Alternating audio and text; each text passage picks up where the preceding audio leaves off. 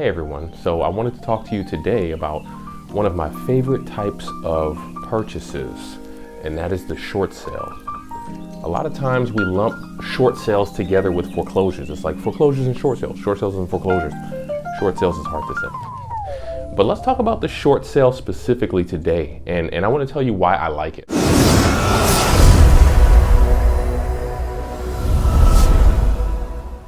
So first of all, what is a short sale, right? So simply stated, a short sale is going to be a type of purchase where the previous owner still owns the home. They have not lost it to the lender. So it has not been taken from them, but they may be in the process of losing it. Or they may know that they're going to lose it at some point because they lost their job and they don't have income. I've seen short sales because of, maybe divorce. Maybe somebody moved out and now a two-income household became a one-income household. And so the person who was left over was forced to sell. In fact, I see some short sale clients up on this wall that I've worked with.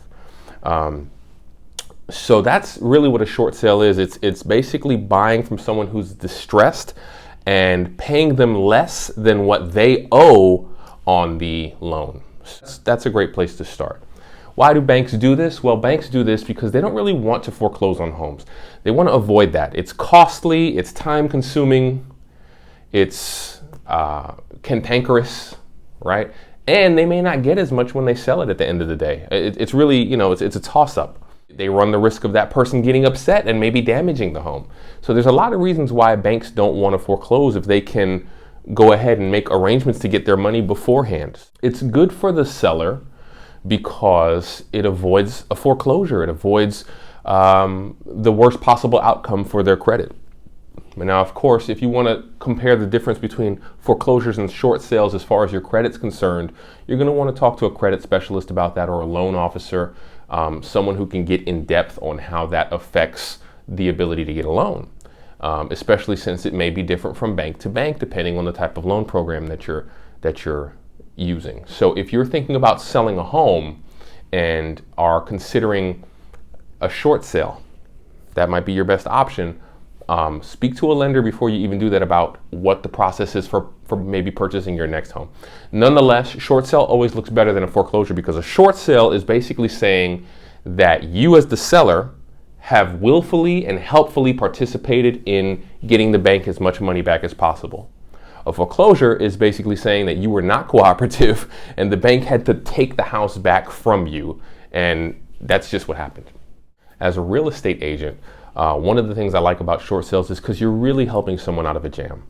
I remember one time seeing a for sale by owner, and I walked up to her and she explained her situation, and she said, well, this is why I'm a for sale by owner. I can't afford to pay a realtor. I'm right at the cusp of what I owe. And I explained to her how short sales worked. She hired me, we got the home sold, and she walked away very happy. The client may not even know that that's an option, and they may think, well, I can't afford to pay a realtor because I don't have the equity here. I don't have the funds to pay when I close.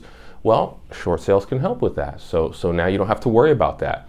What's nice about short sales is that the banks are familiar with the process. They already know what a short sale is, so they already make arrangements to pay the agents so that the seller doesn't have to worry about it.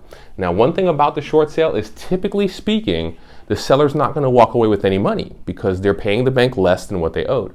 Now, here's a little twist on that. If the seller's living in the home as the short sale's taking place, you may be able to negotiate with the bank for them to let you walk away with a little bit of money to move. I've seen sellers walk away with up to $3,000 in moving assistance. So that's something. It's a lot better than zero, right? I'll take $3,000, especially when you're a little short on cash. It doesn't hurt to have that. So if you're living in the home at the time of the short sale, you may walk away with something. If you're not living in that home, then it's unlikely that you'll get anything from the bank. Here's how we work a short sale. Ideally, what you want to do is contact the bank before putting it on the market. Each bank has their own process. So one bank's short sale process may be slightly different from another bank's short sale process.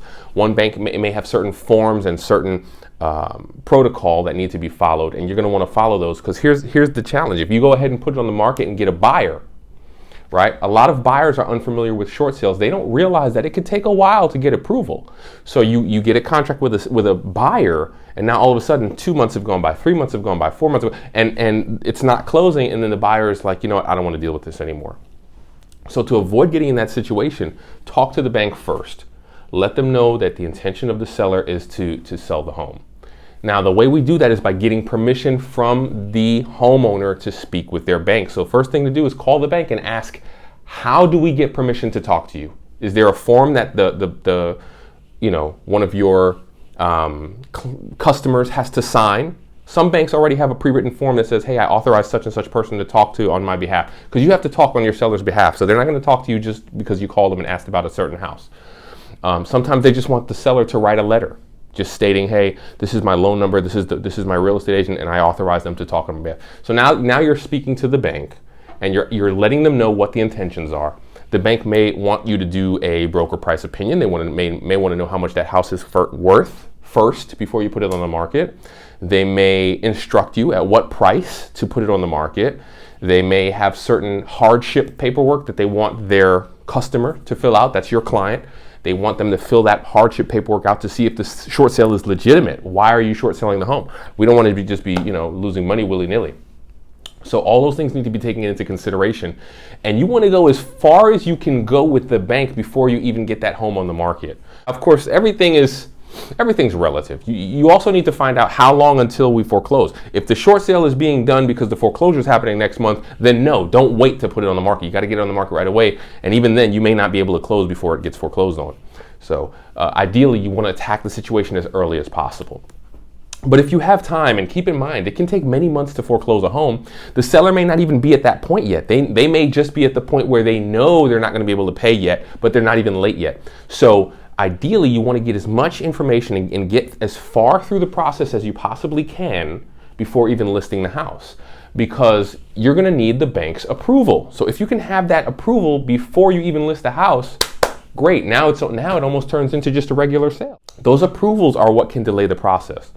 Aside from that, a short sale is like any other purchase. You're buying it from the seller. The seller's the one who's going to sign the contract and negotiate and everything else. The only extra step is that they have to now send those things to the bank and make sure that the bank approves on that, on the numbers and everything like that.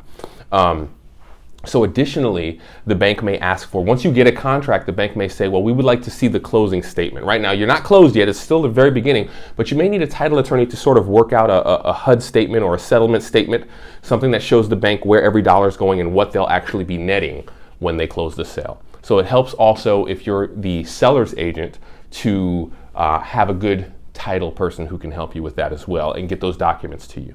Now, on the buyer side, let's talk about the buyer side. Hey everybody, just a quick moment to mention, if you are enjoying the video, if you feel like you're getting some benefit from it, like and subscribe to the channel, please. Also, be sure to mention how much they've helped, because I want other people to watch these videos as well and benefit, and also sign up for the free coaching as well. So back to the action. One last thing on the seller side before I move over to the buyer side. Also, you're going to need to follow up, because the bank, while they want to sell the house, the specific people working at the bank may not have quite as much interest as you have in that sale. So, things could be moving a little faster sometimes than they might be. And to assist with them moving forward, you may want to be placing regular calls to the bank to say, hey, where are we and what do we need to do next? Has the file gone to who it needs to go to? And just try to keep moving that forward. So as a rule, I like to call the banks at least once a day.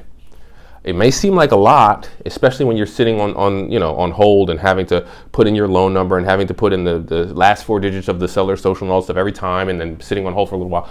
But it's well worth it, because it's going to move the process along a lot faster, right? If I can close that deal a month earlier, that might be the difference between selling or foreclosing. Now let's go to the buyer side. So you're working with a buyer, let's suppose, and you stumble across a great house that's a short sale, right? Well, one of the things I like about short sales as opposed to foreclosures is that the seller, the previous homeowner who lived there or who owned the home, they're still involved. And that's a good thing. That's a good thing. The reason is because A lot of times they may still have utilities on, or they may be able to turn them on if they're off, which sometimes can be a little challenging with a foreclosure because the bank already owns the home, and the bank may say, under no circumstances can you turn this water on. Under no circumstances will we allow you to turn anything on or do anything in this house. Under no circumstances will we repair anything, even if it's something tiny like paint the little soffit above the doorway or something. We're not doing that. We're a bank. We don't do those things. Now you have an FHA loan, you have an RD loan, and you need to paint this little piece of soffit, and you might be tempted to go there and paint it yourself. And that's a no-no. You're not supposed to do that. So we do run into some challenges with foreclosures that we don't necessarily run into with a short sale, because with a short sale, the seller can go ahead and paint that soffit still. The bank won't do it, but the seller can do it. They're like, hey, this is all I got to do is take a little white touch-up paint and do this. Yeah, I'm going to do that because I want this home off of my credit. I don't want to get foreclosed on. So you actually have someone who has an interest in selling the home and can make things a little bit more flexible for those who have an FHA loan, an RD loan, right? Otherwise, you might have to be a cash buyer or a conventional buyer. A lot of times with foreclosures, that's the only way you can get them, cash or conventional. The other ones are out. That said, you still want to prepare your buyer for the road ahead. Because remember that when we're listing a short sale, we know that we want to get as much done up front as possible, but another agent may not know that. This may be their first short sale. They don't have any experience doing a short sale, but their cousin got in trouble, is losing their house, and they've listed the home for them, and they're like, hey, they know conceptually that short sales exist, but they may not know how to execute. And so now you're dealing with someone who, it might be a 3-4 month process. So you want to alert your buyers ahead of time. Short sales are cool. I love them. I like them. But let your buyer know, hey, we might be in for a long haul. It could be 3 months before we close. You may need to get utilities turned back on. You may need to have a little bit of cash if the seller allows you to maybe do a repair, if that's what you need to qualify for the loan, and the seller's unwilling to do the repair, but they're willing to let you do it. Maybe that's something that you'll want to consider because you might be getting a really good deal. But that's pretty much it in a nutshell. So I love short sales. That being said, if you're not in a hurry, if you're not like, hey, my lease is up in 30 days and I need to move into this house tomorrow, you have time, you're relaxed, you can find a really great deal, because a lot of people are scared of short sales. They don't know what they are, don't know how to deal with them, and frankly don't want to. So if you're willing to just say, hey, I'll wait, I can wait 3 or 4 months or whatever it takes, absolutely. And I'm getting a great deal on a house. So, my next house, I might be a short sale, because I'm definitely going to be looking at them. I'm always looking for them because you get some really good deals that way. And by the way, last point, as a realtor, a lot of times we get a really good commission on a short sale. We usually get 6% on listing a short sale. So it's usually a 3% commission to the buyer agent, 3% commission for the listing agent, or however you want to work that out. That's been my experience. So I like it, I love it, I want some more of it. I'm corny. Until next time, guys.